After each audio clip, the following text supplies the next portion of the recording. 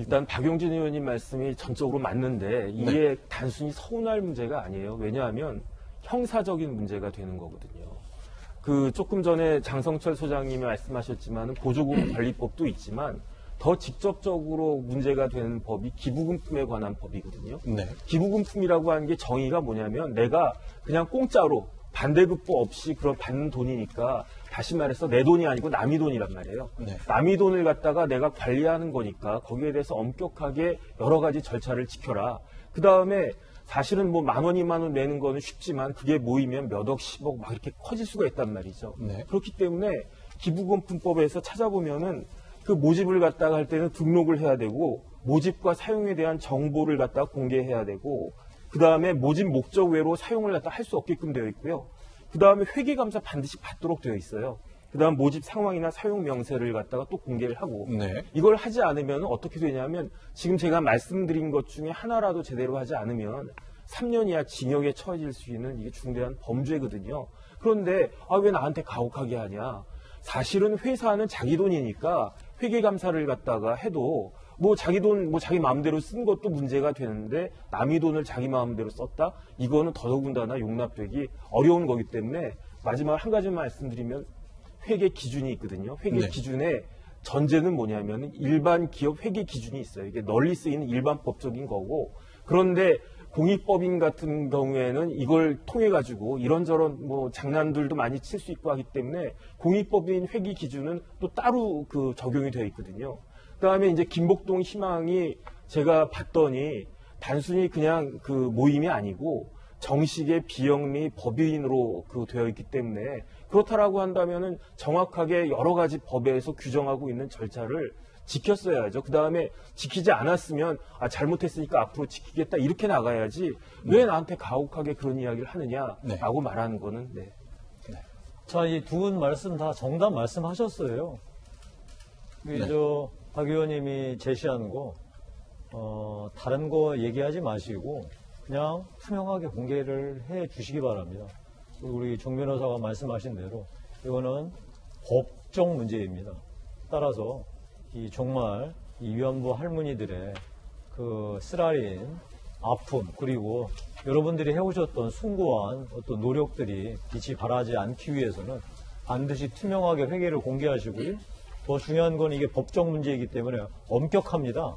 근데 지금 윤미향 우리 지금 당선자는 이제 신분이 단순히 정기기억연대 대표가 아니라 국회의원이시잖아요. 네. 이거를 만약에 얼버무린다 이렇게 되면은 국회의원이 됐기 때문에 그럴 거 아니냐라고 하는 비판에 시달릴 수도 있다는 점 분명하게 말씀드리는 겁니다. 자, 지금 얘기를 보면 이제 서양 속담에 이런 게 있다면서요. 반창고를 떼는 방법은 두 가지인데 아프게 한 번에 떼는 방법과 아프게 천천히 떼는 방법이 있다. 그러니까 지금 한 번에 그냥 깔끔하게 처리하는 것이 낫겠다는 좀 말씀을 주셨습니다만 그런데 이제 윤미향 대표와 그 남편이 운영한 그 신문사에서 올린 글들을 보면은 아직 그렇게 생각하지는 않은 것 같아요.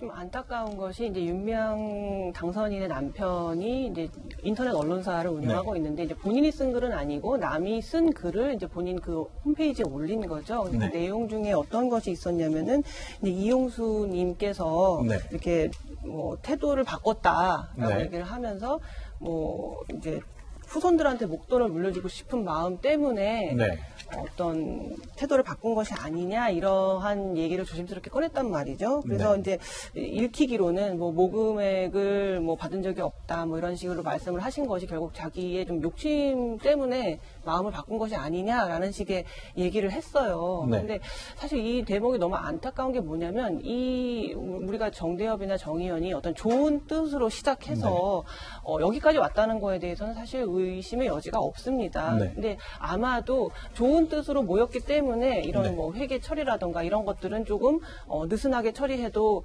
괜찮을 거야. 왜냐하면 우린 좋은 뜻으로 뭉쳤고 좋은 뜻을 우리가 실현하기 위해서 모였으니까라고 좀 안이하게 생각한 부분들이 있는 것 같아요. 근데 이제 사회운동가들이 피해자를 대변해서 어떤 사회운동을 펼칠 경우에 이제 문제가 되는 게 뭐냐면 사회운동가가 생각하는 해결책과 그 피해자들이 생각하는 해결책이 달라질 수 있죠. 이해관계가 좀 이제 갈등이 생기는 상황이 있는데 이럴 때는 어쨌든 간에 서로 협의를 하고 뭐 이렇게 논의를 하고 어쨌든 화해를 해서 뜻을 모아야 되는 건데 지금 이 상황 같은 경우는 뭐 자꾸 이 문제 자체가 정치화되고 있고 뭐 이게 뭐 친일 세력의 어떤 뭐 음모라느니 이런 식으로 자꾸 이제 반박을 하고 있는데 네. 이제 그렇다면 지금 이 문제가 가장 처음 제기된 게 이제 이용수님의 어떤 문제 제기에서 시작이 된 건데 그럼 이용수 네. 할머님이 뭐 친일파입니까? 그러니까 이런 식으로 피해자의 어떤 그 아까 김용태 의원도 말씀하셨지만 증언 그 네. 피해자가 기억하고 있는 것들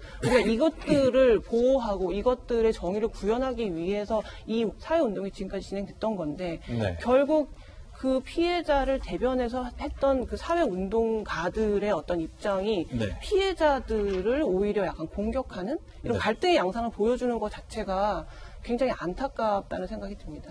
실제로 이제 어제 윤미향 당선인이 이제 공개 활동을 시작했고 MBC나 JTBC 방송에 출연해서 인터뷰하면서 얘기를 했는데 글을 쓴 거나 얘기를 하는 걸 들어보면은 아직은 이렇게 투명한 공개를 통해 문제 해결한다기보다는 전체적인 정치 공방으로 가져갈 생각이 좀 있는 듯한 발언도 많이 나왔습니다. 관련된 얘기를 좀 정리해봤으면 좋겠는데 어제 그 설명의 요지는 뭔가요? 기본적으로 자신들은 네. 억울하다라는 거예요. 그러니까 회계 투명성 같은 부분도 우리는 정말 어려운 분들이 모여가지고 이 위안부 피해자 할머니들에 대해서 상당히 도와줬다. 네. 그렇기 때문에 우리에게 너무나 많은 공격을 가지 말아라는 점이 하나고요. 네. 또 하나는 이것은 이 친일 세력들의 공격이다라는 네. 그런 얘기죠. 그러니까 이 정치권에 있는 야당에 있는 분들이나 그리고 다른 보수 언론 단체에서 우리를 공격하는 것은 우리가 이제 위안부 할머니들을 위해서 노력을 하고 또한 개혁을 해야 되는 부분에 대한 반대적인 작용을 하기 위해서 공격을 하는 거다라고 억울함을 호소하고 있는 겁니다, 지금. 근데 이제 이 얘기를 보면 제가 좀 메모를 해왔는데요. 이렇게 얘기를 하셨네요. 지금 이 상황은 보수 언론과 미래통합이 만든 모략극이다. 하나 있고. 6개월 동안 숨소리까지 탈탈 털린 조국 전 장관이 생각난다. 라고 얘기를 하셨어요. 또 이제 정 의원의 이나영 이사장은 보수 언론은 뭐 그렇다 하는데 진보 언론까지 나서서 아베 일본 총리가 좋아할 일을 한다. 라는 이제 설명을 좀 내놓으셨거든요. 이게 좀, 지금 여기 오셨던 패널들이 내놨던 해법하고는 조금 거리가 있어 보이고, 문제를 좀 푼다기보다는 좀 더 장기화하게 되는 스탠스가 아닌가 싶은 생각이 드는데, 좀 유효한 방법이라고 판단을 하나 보죠, 이게. 아니, 얘기 다 나왔잖아요. 네. 아니, 저는 윤미향 당선자가 저런 말씀을 왜 하시죠? 보수 언론 미래통합당이 처음에 문제 제기한 게 아니잖아요. 이용수 할머니께서 문제가 있다라고 해서 문제 제기해서 우리도 처음에 그걸 알았지. 우리 국민들이 언론도 알았지. 우리가 어떻게 알았겠어요? 이 위안부 할머니하고 정의기억연대는 정말로 몇십 년 동안 한 몸처럼 한 가족처럼 지내왔기 때문에 그 안에서 서로 갈등이 있을 거라고 꿈에도 생각 못했잖아요.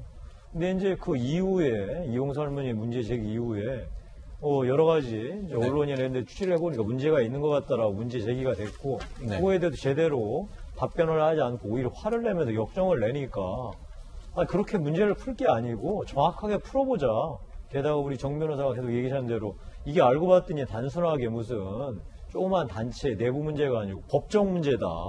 기부금품을 모았고 그래서 이 법적 문제이기 때문에 사실 더 커지기 전에 빨리 먼저 투명하게 공개를 해서 국민들한테 이해를 구하는 게 낫지 않겠느냐. 근데 이 문제를 계속 지금 누가 정치 문제 하는지 보시면 누가 정치 문제를 하고 있습니까? 그래서 저는 윤미향 당선자가 그 수십 년간 대표 역할을 해왔고 본인은 거기 떠났기 때문에 무슨 그 내역을 공개하라라고 하는 권한이 없다라고 말씀하실 게 아니고요.